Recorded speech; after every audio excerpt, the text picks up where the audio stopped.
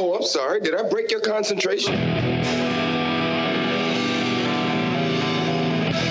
Somewhere between science and superstition.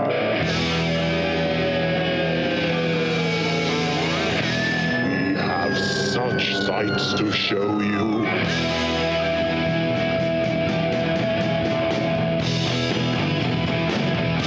Strange Aeons. Welcome to Strange Aeons Radio. That's Eric over there. Hello. That's Vanessa over there. Hello. That makes me Kelly. We are recording live at Emerald City Comic Con 2021, which means you guys have to make some noise. Woo! Thank you. Has anyone heard our podcast before? Oh, nice. There's somebody here I don't know. That's kind of cool. I mean, maybe you do. Maybe I do know you. You're wearing a mask, who knows? Well, we record here in Seattle. We are generally a pop culture podcast, mostly movies, although we talk about comic books, video games, that kind of stuff also. Normally, we would start the show just talking about what we've seen during the week that we haven't seen each other, and then go into our little gimmick, which is one of us picks the subgenre that we are going to be talking about, and each of us has to come with a film in that subgenre. For this show, Vanessa pitched this panel to Emerald City, and she suggested that we talk about comic book movies that did not go very well. I have to let everyone know I did not tell them. I just went ahead and applied, and we got in, and then I told them. So here we are. You're welcome. So we got about an hour to do this. Eric, you want to start us off? Sure. Why not? Comic book movies that, well, the adaptations were what shall you say, crappy. This one was so much worse than I expected because let's just dive in. We have a nice little routine, the way we introduce all of our things. Today, I'll be talking about 2005's Man-Thing. Our most powerful guardian spirit lives in the dark water. It protects what our ancestors called the nexus of all realities. The guardian has become very angry. For the blood spilled, it seeks blood.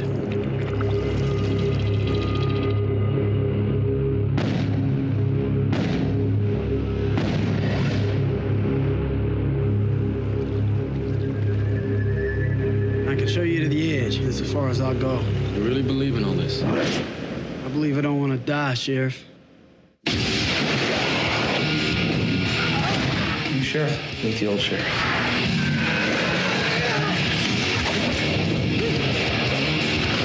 It's the dark corner of the world, boy. You better keep your lights on. It is chosen who will die. Who? Who will die, Pete? Everyone.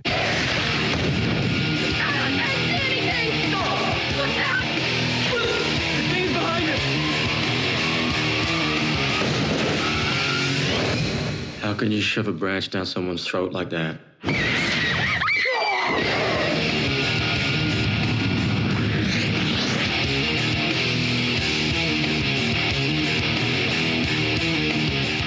I think somebody's seen this one. Currently, if you're interested, after listening to me talk to it, and you shouldn't be, it's available on Tubi or it's out for rent. The current Rotten Tomatoes score, just as a bellwether for how the world looks at this movie, is the reviewers have it at 17% and the audience has it at 13%.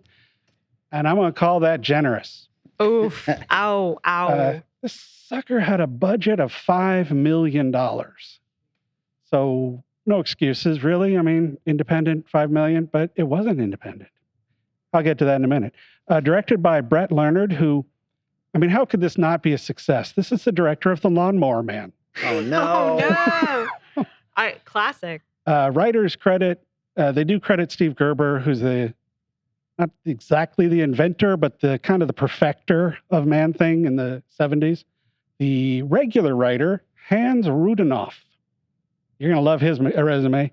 The Skulls, 2. Deep Blue Sea, 2. Oh, God. Wait, what? Wait for it. Lost Boys 2 and 3. Oh, no. I didn't know these existed. Stars Jack Thompson. He's got 114 credits. Star Wars Episode 2, Magic Pudding, Feeling Sexy. Matthew Leigh Neves, who was in Farscape, which I friggin' love, and tons of TV.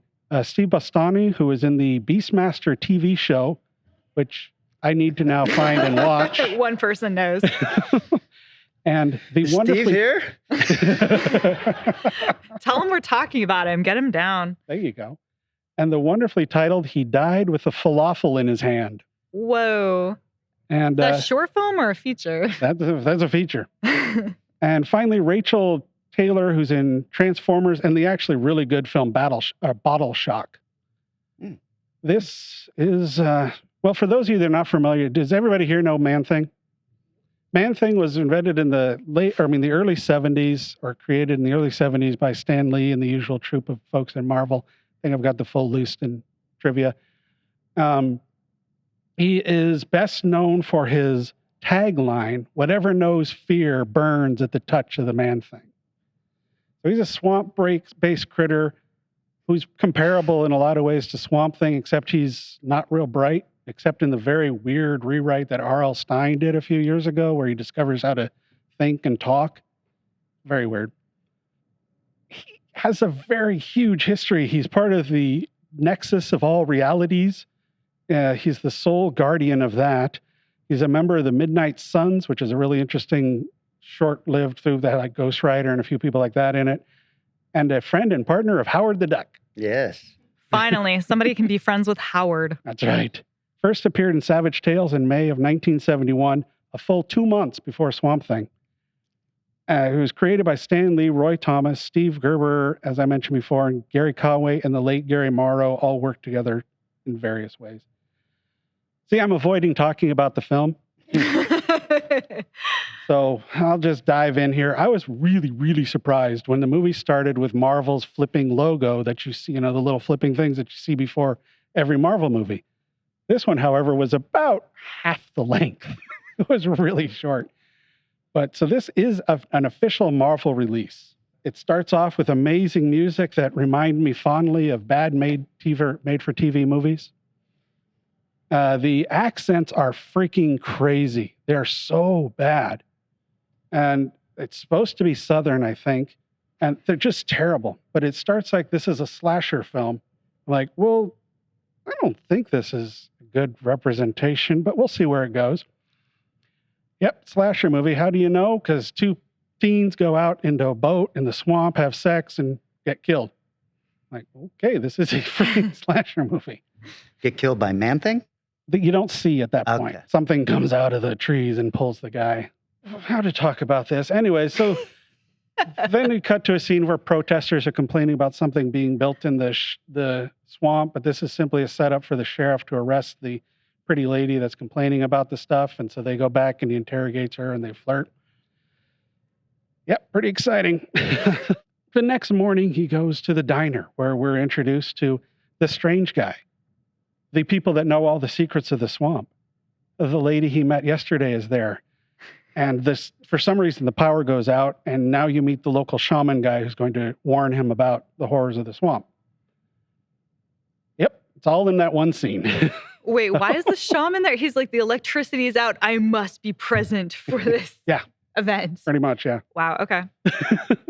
So the movie takes a break then from the poor setups and the thin character introductions to do a sort of scary few more scenes of hunting in the swamp.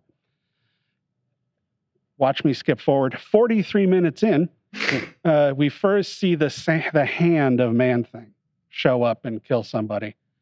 The movie then has now we're going to continue with killing people in the swamp with the funny scene of rednecks in the swamp drinking coffee and having to take a crap.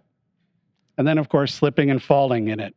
Oh, my God. There's some guy in the woods hunting the Man-Thing, I think, but he's using rope traps to catch him. So I'm like, yeah, that's not going to work. About an hour in, you get to see a full shot of the Man-Thing.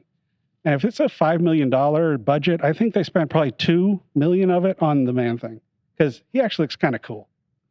It's obviously a suit, but it's a CGI enhanced suit, which is, kind of the best way to do effects because the other effects aren't very good.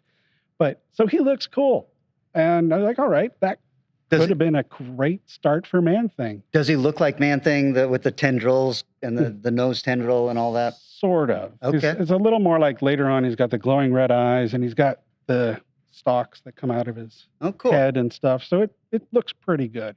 The first killing of the poor guy who slipped in the crap is very off center for Man-Thing, where he grabs the guy. Nobody ever burns when he touches him. And then he's got a swamp tentacle that comes out and goes right up the guy's butt. I'm like, whoa, wait, what? This is really off brand. Yeah, I feel like that's not in the comic. I haven't read them, but is there a lot of like butt infestation? Butt stuff? No. Butt stuff? No. Okay, got it. And then we get a whole bunch more scenes of warnings. More people come in to warn him about the swamp. Nobody cares anymore, at least nobody watching the movie. We are then treated to a hodgepodge of warnings for the sheriff, a strange love story that really doesn't go anywhere, dramatic boat rides, and then finally a good shot of the Man-Thing again. At some point in the movie, it sounds like a whole lot of the leads decided to just screw it. I'm not doing Southern accents anymore. And you suddenly realize, oh, this was shot in Australia. Which it was. And my note for the ending of this, I've got a bunch of trivia stuff. But if you are intrigued enough to watch the end of this movie, feel free. I'm not going to talk about it because I don't want to recommend this movie. Is it good or is it unsatisfying? Man. It's fine. Okay. Yeah, I mean, for the regular listeners of Strange Aeons, I tend towards the more obnoxiously positive about films. I think this is only like the third or fourth one I really haven't. This is. Well, anyways. It's been a bad year for you, Eric. I have to say. I think it's like in the last month, I've heard some pretty negative reviews. Yeah. Demonia was not great. Steve Gerber, his run was about 39 issues, and it's really good. It's very weird. It starts off with the issue 1 is like magicians taking Swamp Thing into another dimension, which I'm assuming is the Nexus. So that's cool. The film was shot in Australia, thus explaining the accents. It was originally intended to be shot in New Orleans, but the budget wasn't available for that. So they decided to go to Australia, which is a weird choice. Because usually you go to European nations when you're looking to cut budget, but okay. So all of the actors are Australian. Filming lasted, and this kind of surprises me, from August 2003 until October 2003 was the shooting schedule. I figured this was shot in, a couple weekends or something, but they had good time to do it. It was originally intended for a small release in theaters and a direct-to-video. It never made it into theaters. Eventually came out in 2005 on Sci-Fi. It was a Sci-Fi original movie. And yes, everything that goes with that you think is what you get in this film. There was, when Man-Thing first came out, I'm jumping around. Why? Because the comic's more interesting to talk about. When it first came out, Man-Thing came out, then 2 months later, Swamp Thing came out, and Marvel decided they're going to sue DC. Then when they were looking into finding out to sue them, they found out about a character of Hillman Predical's The Heap, which is a swamp-based superhero that appeared in 1942. So they decided maybe we shouldn't talk about this. Maybe we don't need to worry so much. The Avi Arad, who's now the CEO or has been the CEO of Marvel Studios, was real pissed about this movie. And one hiccup, he said, a quote from him, "One hiccup we had, this was the one project we didn't micromanage. We should have never trusted anybody that far away without our supervision. Thankfully, it was a small movie. If we're there on top of it, it would have been an amazing movie." Okay. David Nussar from Real Films gives the film 1 out of 4 stars, calling it the worst comic book movie ever made. Wow. I mean, that's... I'm still going to call that a stretch. There's some others out there that can give this one a run, but it's not good. The eFilm critic called the film 2 out of 5 stars, stating that the film was too lame to be genuinely entertaining and not stupid enough to be laughable. Oof. And if you're really interested, there's a music video of the final film, the final credit run has a song from Azure called The Man Thing Lives Again. Oh my God. You can see most of the movie in short clips in this 4 or 5 minute video. And if you're really interested, I'd recommend going that route. And to finish off, Stan Lee does have a cameo in the movie. Oh, shit. He is seen in a picture on a board of missing persons. Oh my God. That is the most clever thing they did in this movie. Wow. Yeah, I remember seeing this and not liking it, but I don't remember hating it that bad. Mainly because Hans, who wrote it, is a friend of ours. So Sorry, Hans. The only thing I know about Man-Thing is I went to buy like a vintage collection of Swamp Thing comics, and they sent me some Man-Thing like tucked in there. And so if anybody wants really random issues of Man-Thing that somebody else tried to get rid of, I'm happy to give them to you. I will give Hans the credit. This was 2003. He's probably a much better writer now. He's had time. Vanessa? Yeah. Okay. Well, I'll go ahead and jump right in on my pick. So, because Eric chose Man-Thing, I was really, really tempted to go with an extremely similar property, Swamp Thing, because I love Alan Moore's Swamp Thing. It's one of my favorite comics of all time, and the TV show is fucking garbage. It's awful, but I've already argued how much I hate it previously with these guys. And I also wanted to do something a little bit more fresh. So I normally pick kind of the most middle of the road popular thing amongst the three of us. So I did the same per usual again. I'm sorry. And I went with the 2003 masterpiece, League of Extraordinary Gentlemen.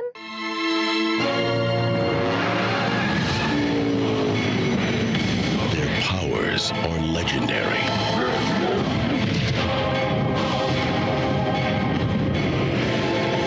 Their origins are unknown. Their methods are extreme. But when our future's at stake, they'll be the world's last hope. And the game is on.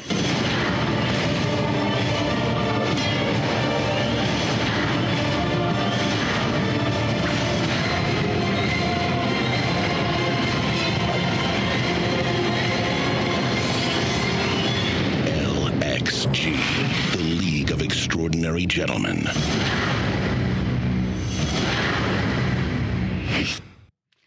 Or LGX. Oh my. That it is also known as, which is upsetting in its own way. It was nice to get to talk about a different Alan Moore property. Has anybody seen League of Extraordinary Gentlemen? Okay, a couple of you are aware. Did you guys see it in theater or did you see it recently? Oh, no. Wow. Did you like it in theater? Sure. Hey, it's okay. No judgment. No judgment here. So let me go ahead and lead up with a little bit of fun info. This is quote unquote the diesel punk superhero film. I don't know what that means. I don't know how that's different than steampunk. Is it because there's automobiles rather than steammobiles? I think it must be.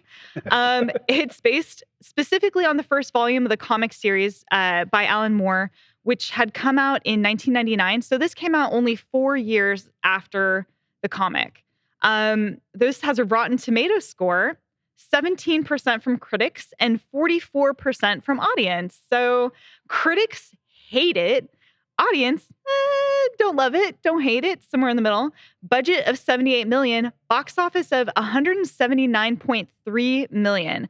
Now, this is considered a complete disaster. It ruined many people's careers, and yet it made $100 million over its budget. So it's amazing how money doesn't always mean success.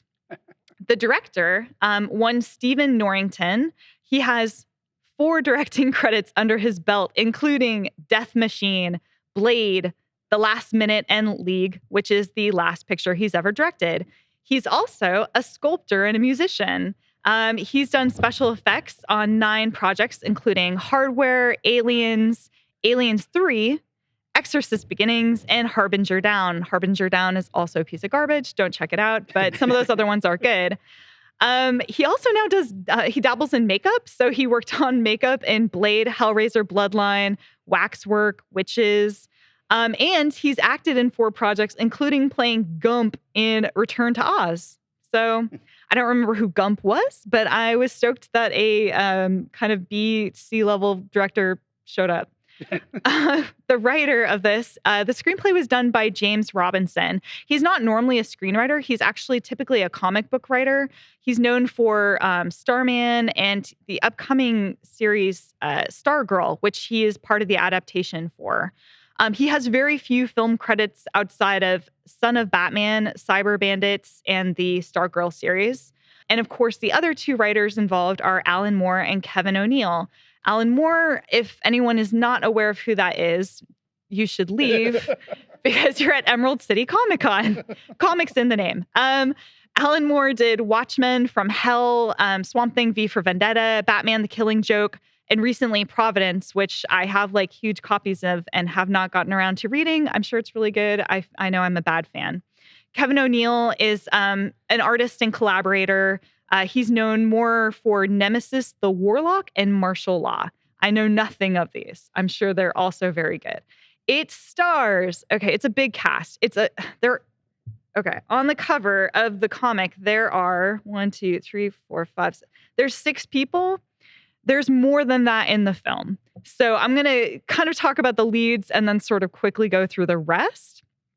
So Sean Connery, he has been in 93 projects. You might know him from Dragonheart, Zardoz, Operation Snafu, or my favorite, Darby O'Gill and the Little People. He was also in The Avengers, not that one, and Finding Forrester, where he says something that I love, "You demand now, dog."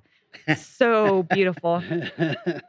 League of Extraordinary Gentlemen was not actually his last film, but it was the last that he starred in. The rest are all kind of little voice parts here and there, and one really, really awful. Sir Billy, does anybody know about Sir Billy? Oh God. Find YouTube. Do a search. It's unbelievably upsetting, and considering he said he would never work on film again after this, like he freaking retired. He came out of retirement for probably the worst possible thing alive. CGI that is just disgusting to stare at. Story that is also disgusting to sit through. It also stars Stuart Townsend as Dorian Gray. He's been in 37 things, including Shooting Fish, Queen of the Damned, Night Stalker series, and 13 the series. Lots and lots of other TV and walk-on parts. Peta Wilson as Mina Harker. She's been in 28 things, but the thing you will know her from is La Femme Nikita, as Nikita. Jason Fleming as Dr. Jekyll and Mr. Hyde. He's been in 138 things, mostly pretty small roles on British TV miniseries. But he also was in Benjamin Button, Lock, Stock, and Two Smoking Barrels, Deep Rising, and X-Men First Class. Nasiruddin Shah as Captain Nemo. I probably said his name horrifically wrong. He's been in 245 projects. He is a very famous Indian actor. Tony Curran as Rodney Skinner. He plays Despero on The Flash currently. Yeah, and lots of other smaller things, tons of small TV roles. Shane West as Tom Sawyer. He's probably the only other really well-known name aside from Mina and the person who plays Mina and Sean Connery. He was like a hot thing for a minute in American TV. He has done 48 things, including A Walk to Remember, Dracula 2000, Whatever It Takes, and 36 episodes of Salem, 73 episodes of Nikita, which I did not realize that he was involved in, and 70 episodes of ER. Again, did not realize. So this guy's doing stuff, even though I don't think he's the heartthrob that once he was. And last but not least, Richard Roxburgh as M, aka, spoiler alert, Moriarty, which, okay, it's a spoiler for the film because they don't tell you till the last third of the movie that, oh, surprise, he's Moriarty, that Moriarty from Sherlock Holmes. In this book, it says it on page 2. So it's not a spoiler, dang it. Okay, the plot, the story of this beautiful film. The year is 1899. The place is England. The Bank of England is attacked by a giant tank, which shocks everybody because nobody has seen a diesel moving machine before. They only know of horse and buggy. They're all very shocked and freaked out. So it breaks into the bank and steals a bunch of stuff. A bunch of Germans jump out speaking. We know they're German because they speak a bunch of German. They act like Nazis and they steal a very expensive piece of Da Vinci art, which just shows Venice. I don't know why this is important. I will continue to not know why this is important through the rest of the film. And then we cut to Germany. Germany, a bunch of dudes ride up. I can't remember if it's the same tank or not. Dudes jump out of their cars, attack a bunch of Zeppelins in a Zeppelin warehouse. Apparently those exist. It's the same guys though, and they're speaking English. Ruh-roh. What is happening? Basically, somebody is setting up and trying to create a world war by pitting the Germans and the English against each other. So what is to be done? England's crown decides to put together a team of unique agents to stop this guerrilla attack, which is being led and manipulated by someone in a mask calling themselves the Phantom. We start with the recruitment scenes.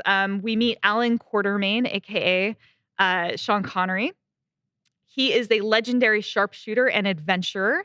He's in Africa. He's given up on England and is living a happy life as a colonist, apparently.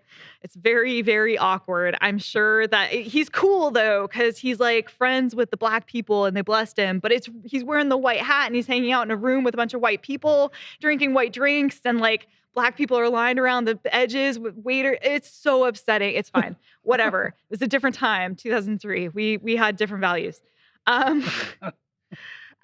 So they go to get him. He is very, very uninterested in this entire situation until they blow up his favorite bar. Then he decides to join. We then arrive in England where we get to a fancy room. It feels very much like, what's the English film where they're cool people in suits? The Kingsmen. It feels like the Kingsmen, right? A recruiting scene from the Kingsmen, in which we meet Mina Harker, who special ability is she's a vampire.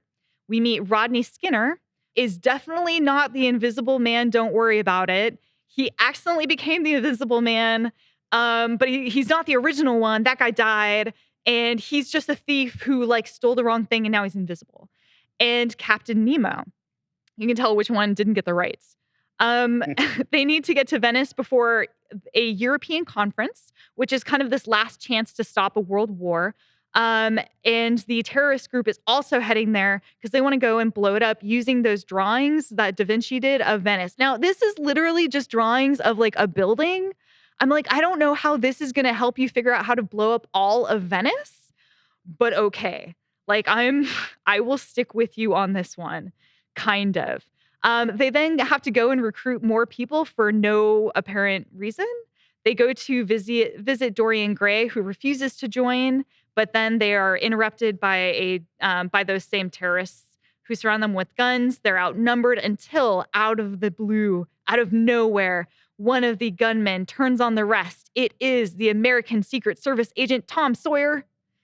They don't want you to know it's Tom Sawyer because they keep calling him Sawyer.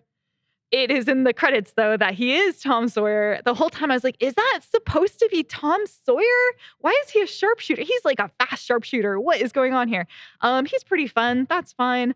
Mina asks him to join up since Dorian seems super not into it. Then Dorian's all pissed and like, yo, dude, no, actually, I really want to join with y'all.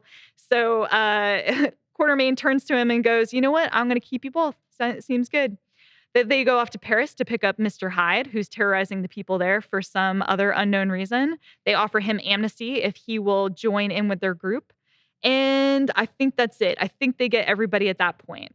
They take Captain Nemo's boat to try and quickly get off to Venice, and we're off. And a bunch of shit happens. So this movie is so fast-paced. It is impossible. Like, I had to keep pausing and rewinding to be like, wait, where are we going? What, like, to get to Venice, they show the boat show up, No, to get to France, I'm sorry, it's that confusing. To get to France, the boat shows up. We don't even see them walk onto the boat. Then they're standing in the streets of Paris, which look identical to the streets of England, which also look identical to the streets of Venice. And it's like, I guess I've traveled. No indication that this occurred. That is this film. In Venice, the terrorist attack happens. There's a big car chase scene. Each character has their own fight constantly. It's like, okay, now the bat chick is going to go and do the bat stuff, and this guy's going to jump out of the car and attack this other guy. It's like the car is literally going 70 miles through Venice. And people are just literally jumping out like, I'm going to go attack this guy now. And you're like, what is happening? Anyway, so one of the characters betrays everyone. They escape. There's a ship blow up scene. They have to chase the dude who betrayed them. I'm not going to spoil it because you definitely are going to check this film out, I'm sure. And they find the headquarters of the evil plot terrorist guys the guy who thought you were one guy was actually a third guy. And oh my God, there's so many masks getting ripped off. It's very confusing. It's great. So why does this movie fail? This right here is a Alan Moore comic. It is slow. It has a lot of text constantly. I mean, at the back, it just becomes pure text. There's a lot of setup. There's a lot of really deep, like, history being investigated. It's adventurous, but it's not an action comic. This is a fast-paced adventure action film. Sean Connery's character is completely different than the character in here. The character in here is an opium addict. He's also not the lead. Mina is the lead in the actual comic. She doesn't do a ton in the film other than be really sexy a lot. And like she goes from having her hair all like, librarian style to like down in big curls. And she's like, I'm going to suck your blood. I've got a corset now. So that's really different. Nemo in the comic murders people. He's really hardcore. And in the film, he's basically not a character at all. He doesn't really do he's cool. I mean, he's got a cool ship and that's his character. So there's a lot of issues just between the translation of what's happening in the comic and what's happening in the film.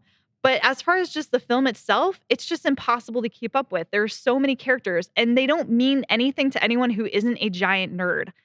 Moriarty doesn't mean anything to anyone yet. The BBC show has not come out. Sherlock has not come out. Robert Downey Jr.'s Sherlock has not come out. Nobody is like in 1999 or in 2003 going, Moriarty, I know who that is.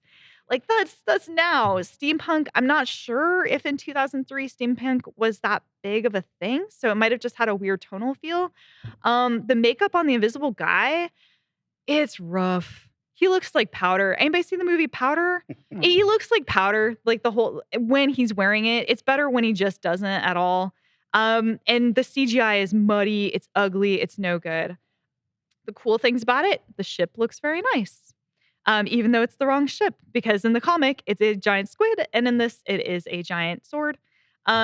Dr. Jekyll's transformation into Mr. Hyde is cool. It's all practical. It obviously took days to do this shit. And it looks incredible. And each person's like ability is kind of fun, but it really relates to the comic in no serious way.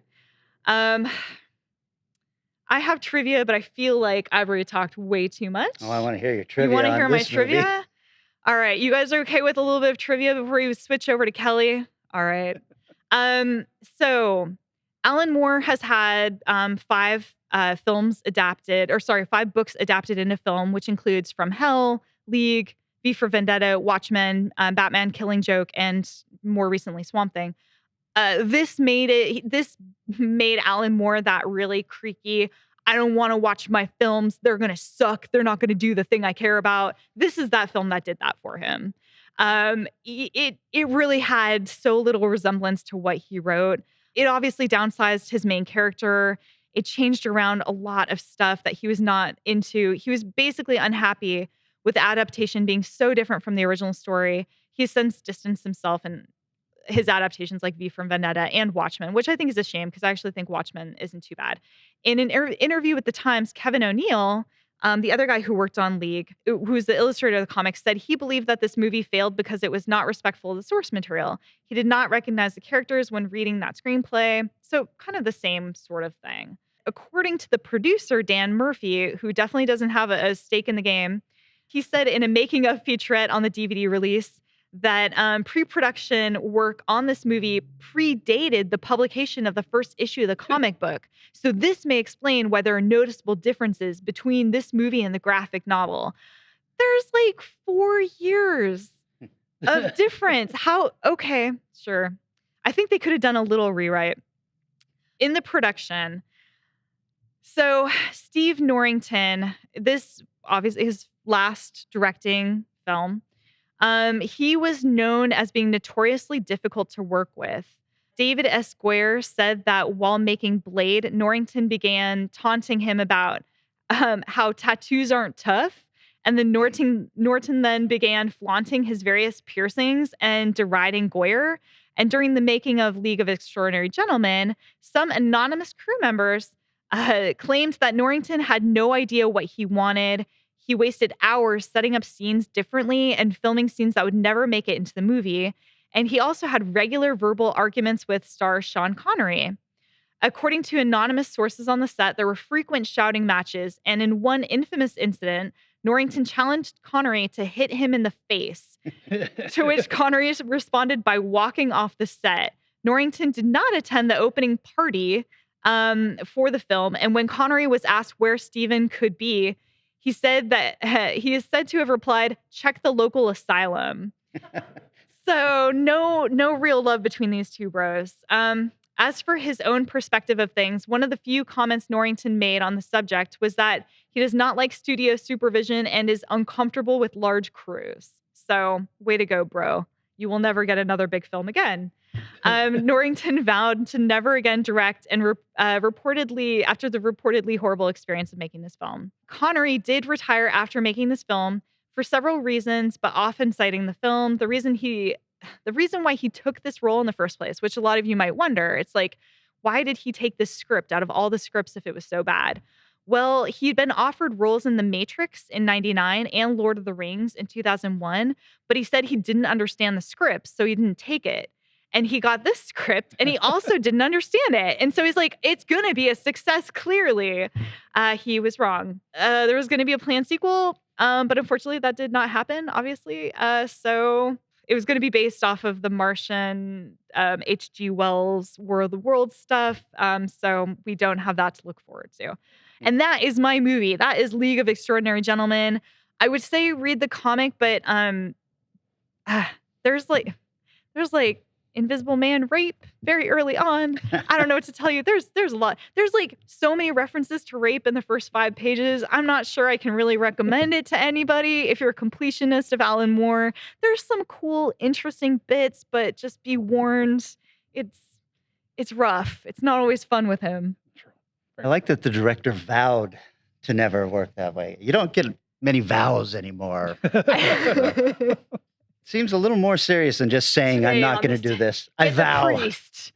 I have to make a promise to the world. I vow on this day, Mr. Connery, I will not be on set again. All right. Well, I chose a little indie thing. Let me give you a little backstory. In 1963, Jack Kirby and Stan Lee created the X-Men. You guys heard of them? Nobody? A group of teenager mutants with special abilities that were the inaugural class of the Xavier School for Gifted Students. Included in those students was a young telekinetic by the name of Jean Grey. She could move objects with her mind, but since this was also the 60s, she doubled as a housekeeper and cook for the rest of the students. Oh my God, really? In 1975, Chris Claremont was given the chance to revamp the X-Men, and with artist Dave Cockrum, he brought in a new crop of mutants as the all-new X-Men. And in 1976, Jean Grey, who was originally known as Marvel Girl, found herself dying and then being reborn as a much more powerful mutant named Phoenix. 7 issues later, John Byrne, he took over as the artist and started a 4-year tenure that saw the Uncanny X-Men book becoming so popular that retailers began using an X-Men index to rate other publications by how many orders it garnered compared to that month's issue of the X-Men. Oh my God, This is how big this X-Men were. Byrne hated the Phoenix. He thought she was way too powerful and made the rest of the X-Men redundant. And so Claremont and Byrne came up with a 3-year story arc, that found Jean becoming more and more powerful and more unstable as she was slowly being driven insane by a mutant named Mastermind. When she finally realized who was to blame for all this, she turned Mastermind's brain to mush, and we all cheered. But she also flew deep into outer space and ended up consuming a star, which was pretty cool. But we then found out that it was the sun that a planet of 4 billion aliens revolved around, which instantly made her a pretty large-scale mass murderer, and thus was born the Dark Phoenix. In a very emotional run of 10 issues, she fought the X-Men and was finally depowered, but was then snatched up by the alien race, the Shi'ar, and put on trial for the murder of an entire planet's population. And afterwards, she was able to use the power of the Phoenix one last time to kill herself and save the rest of the universe from her dark side. Oh my God. It was arguably the greatest comic book storyline told at that time, and inarguably the defining story arc for the X-Men, with ramifications of her death echoing through the X-Men books for years, and still even. You guys ever heard of this? Oh, yeah. Okay. Wait, what? It was pretty great. Yeah. Who are the X-Men? It brings me to my movie from 2006, X-Men: The Last Stand. On principle, I can't negotiate with these people. Well, then you know what needs to be done.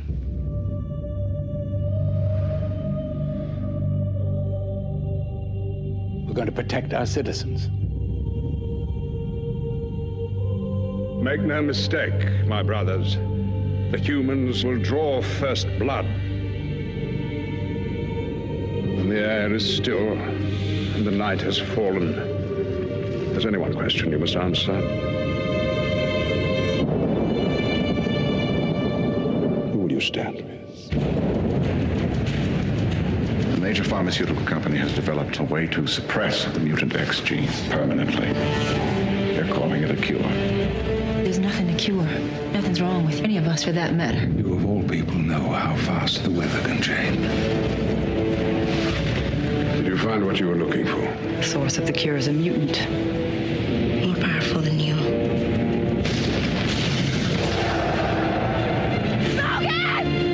Jean, something woke her, but she has to be controlled. You know, sometimes when you cage the beast, I can't do this. the beast gets angry.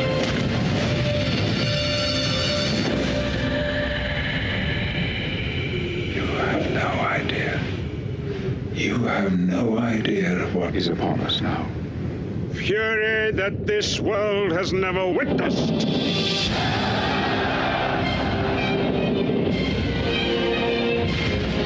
Magneto's got an army out there. You go to war, you might not come home. She might not come home. You ready for that? We're not kids anymore. Hey, I'm not your father. If you want to go, be sure it's what you want. It's time we make our choice. If you're with us, then be with us.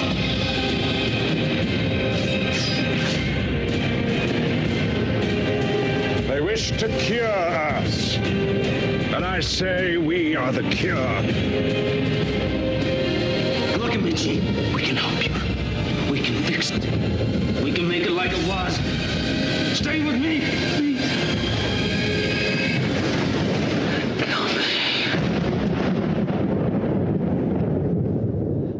A budget of $210 million, Whoa. a box office of $460 million. The Rotten Tomatoes critics rating is 57%, and the audience have it at 61%. Directed by Brett Ratner. Oh, jeez. Rush Hour 1 and 2, Tower Heist, Hercules, and is apparently a horrible person that cannot be blamed for the failings of this movie because he wasn't a big X-Men fan. That's very helpful. Well, he trusted his writers.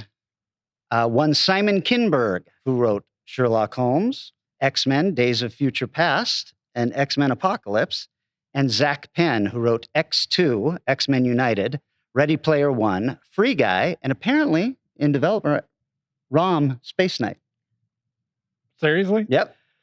Damn it. Why him, man? They're going to do that.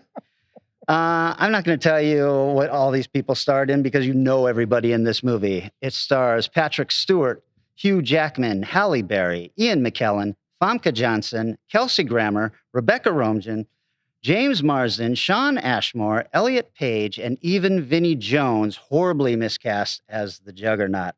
All right, shit, guys. This movie is awful. It did great in the theaters. That's because it came on the heels of the first X-Men movie, which was pretty good, and the second X-Men movie, which was pretty great. And that second movie ended with a brief glimpse of the Phoenix in the lake where Jean Grey sacrificed herself so everyone could live. This did not need to be a Dark Phoenix movie. This could have been a Phoenix movie where it was established that Jean Grey's power was getting stronger and stronger, but the main storyline could have been anything else. We'd been given so many interesting storylines in the X-Men by this time, but they could have tried anything like maybe introduce the Shi'ar and Xavier's love for Princess Lilandra, which could have set up a Dark Phoenix movie beautifully. But what we hadn't been given was Iron Man and Marvel's idea of a long game. So it was decided that the X-Men movies were a trilogy, and this was going to be the final one, and it had to end with the Dark Phoenix storyline. But they ran into some real problems. Perhaps you have to be a real creep to direct X-Men movies, I don't know, but super creep Bryan Singer left the project early in development because he wanted to do Superman Returns instead, which is fine, but he also took his writers with him, and James Marsden, who plays Cyclops, Jean Grey's true love. Matthew Vaughn was supposed to come in and direct. He directed Kick-Ass and then finally directed X-Men First Class, which is a pretty cool movie. So he got his chance. But he left the project immediately, saying publicly, the studio wasn't interested in giving me the time to make the movie I wanted to make. They had already announced a release date for the film that they had not started making yet. So Ratner is brought in. He doesn't know much about the X-Men. The studio is fighting the Dark Phoenix storyline now because they feel it's still dark.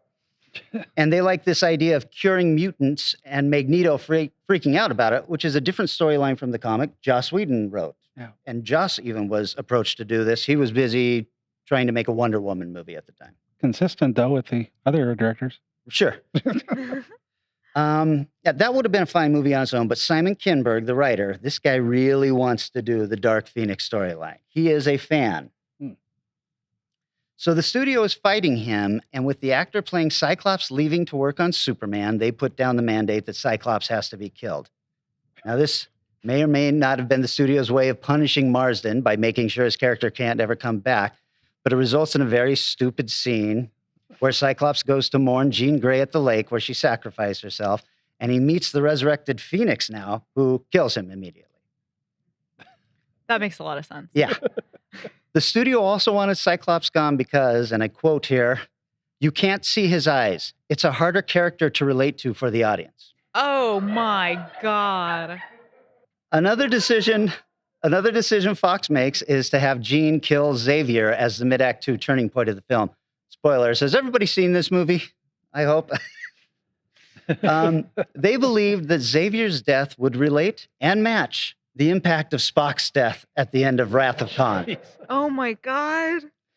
And it is a decently dramatic move, but it probably should have happened at the end of the movie instead of in the middle, because it gives Jean very little to do after that. She basically just stands around looking kind of evil while Magneto is doing all of his stuff. So it's just kind of a wasted dramatic moment. Also written for the movie, because they had not set any of this up in the previous films, was that when Jean sacrificed herself to save the X-Men in the last film, she also freed the Phoenix, a dark and extremely powerful alternate personality, which Xavier had telepathically repressed years ago, aware of the possibility of Jean's godlike destructive potential. So instead of this amazing trial by fire on Earth's moon that the storyline for the comic ends with, the movie's third act is set on Alcatraz, where the government has set up vaccination stations where mutants can get the cure for mutant. So Magneto and the Brotherhood of Mutants attack Alcatraz, and the X-Men arrive to save everybody. Now, as an X-fan from this period, I was really thrilled to see a lot of cool characters. The Beast and Colossus look great. We get to see Kitty Pryde phasing through walls and people. Iceman finally takes on his full iced body look, which was really cool. We even get to see Colossus and Wolverine perform the fastball special. If you're a fan, that's when Colossus throws Wolverine at the enemies. There is clearly some love for the source material here.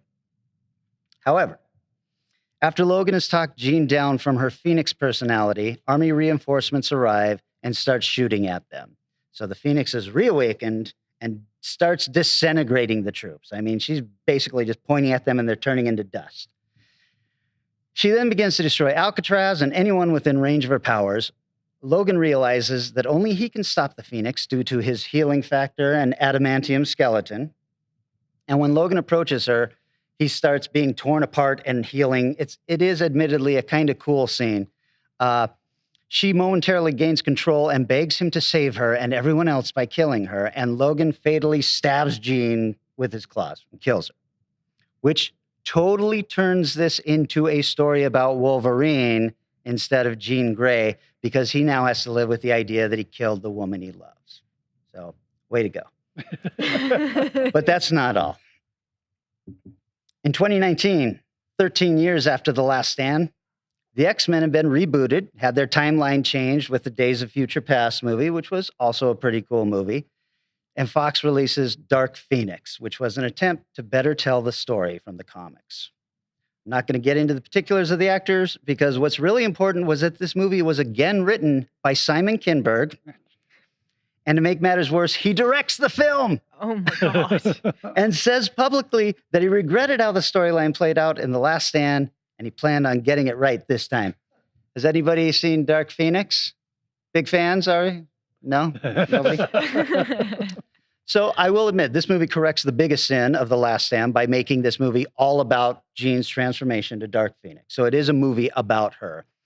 Her actions drive the entire film, and the X-Men and the Brotherhood of Mutants are just taking sides to kind of figure out what to do with her. Interestingly, though, the villain of the film ends up being Charles Xavier again, who has lied about the fact that he's been manipulating Jean's mind since she was 8 because he was afraid of what she might do with her full powers. This was never in the comics. This was a Kinberg idea, and he loved it so much he put it in his second film about this thing. Just like The Last Stand, though, it turns this into a story about Xavier's hubris and turns Jean into a victim. She is the one who takes control of herself at the end in the comics, and that's what makes it so powerful. Anyway, in this movie, Jean finally sees what she is becoming, sees through the deceptions of an alien race that has been shoehorned into this movie, and it's not the Shi'ar for some goddamn reason.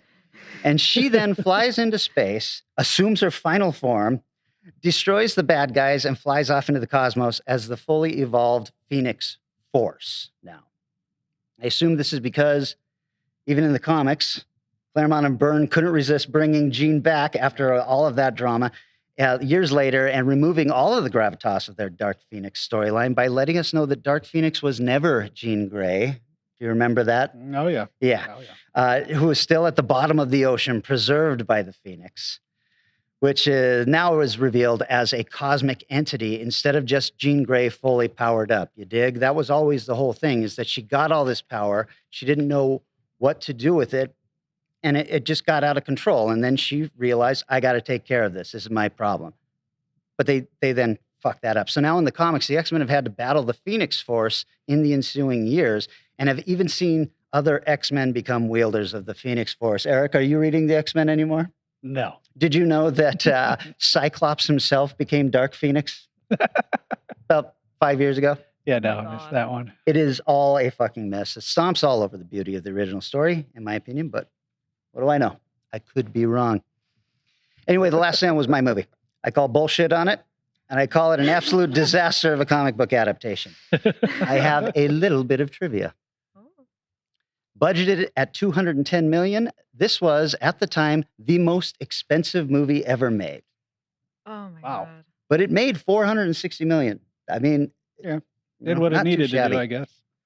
2 minutes into The Last Stand, you can see Stan Lee and Chris Claremont in the opening scene as Jean Grey's neighbors. They are credited as Water Hose Man and Lawnmower Man. And Cyclops appears in the movie for a total of 4 minutes and 40 seconds. That's The Last Stand. Wow. I feel like we each had our own very painful week, you guys. I'm sorry. Mine Yeah, was- yeah, no kidding, man. Mine was super painful because I went back and read the original storyline Oh, again. Oh. It's about 40 issues. And there is such care taken in setting up. It's 30 issues of Jean becoming Phoenix and getting too powerful, and then 10 issues of Dark Phoenix. They could have set up any of that in the 2 movies prior, but they didn't. They just jammed it all into the 3rd film. This guy had how many years to rewrite it the right way? 13. And chose to write the same thing again? Rewrite it the same way. Sure. Okay, sure. All right. And it's an easier rewrite, you know. I guess so. Yeah. He's like, I know I got this part right. The rest. And by this part, I mean the first 80, 90 pages. I think we've got about 5 minutes left. I don't know if there were any kind of audience throwouts. Anybody have a really bad comic book adaptation? Oh my God. The question was, what other movies were we considering? I texted these guys. I had like a list like this long of just potentials. And then they told me I had to limit it to ones I was passionate about. And it became like a list this long. And then I started really dwindling it down. I did consider doing From Hell. I thought that would be really interesting because anybody who's read the Alan Moore copy, it's like this big. It is a big, heavy book that's just kind of about conspiracies. And in the film, Johnny Depp just has like a superpower. Yeah. So it's a little bit different. God, what about you guys? Well, mine was relatively quick because I started looking up at ones, you know, there's the ones that I knew already. I didn't even know there had been a Man-Thing movie made. And Man-Thing's great. I've been reading him for a long time, on and off. Midnight Suns was a really interesting run. So I'm like, oh, well. So I actually found mine right away just because I wanted to see this disaster because I like Man-Thing enough. So my research was easy, except for watching the movie. You know. And I was going to I thought I might do Daredevil with Ben Affleck. Yeah, sure. And then I thought, oh no, I'm doing the New Mutants because I remember loving that comic and hating that movie. And so I started watching the movie again. And I actually was just like, I can't do it again. I can't watch this movie again. Yeah, that'll happen. Definitely. Yeah. And we talked a little bit about perhaps defending a bad movie or a bad adaptation. Yes. Yeah. One I liked that I didn't think was nearly as bad as a lot of people did, but again, it was a Midnight Suns character, and I read Ghost Rider as a kid. So I felt like, you know, this is kind of fun. And Nick Cage is Nick Cage. So, and that was one of his earlier lose his crap, be really weird kind of movies, which I now thoroughly enjoy. So I kind of like that one. It's not good, but I kind of liked it. I had a lot of fun with it. It had enough money. The effects are overall good enough.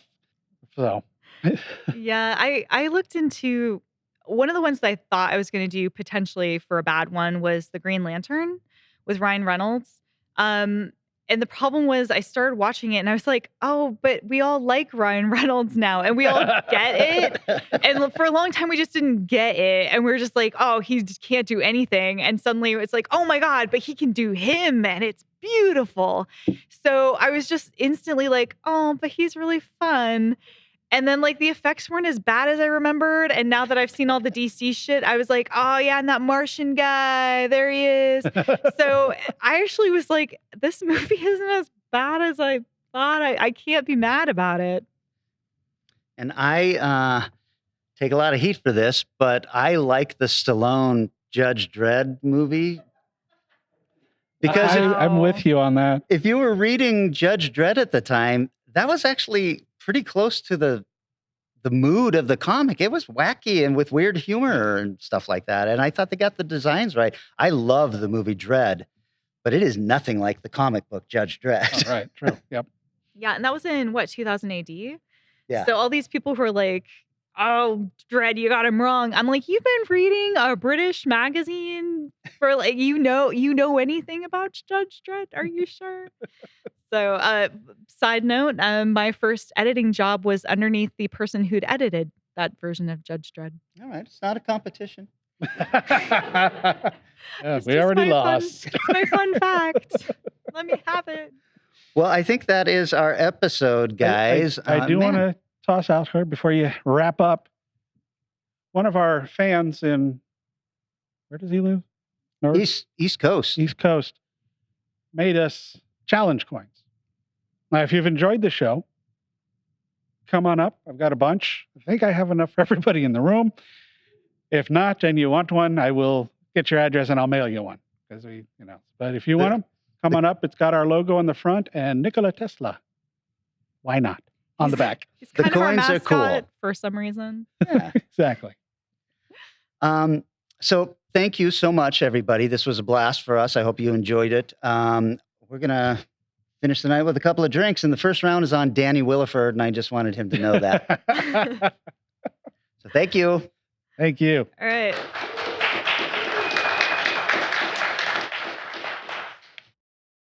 Our show is recorded somewhere high above Naval Station Everett at the nexus of all realities and is engineered and produced by Eric Morgret. Our theme music is Strange Aeons Part 1 by the band Nightshade and is used with permission.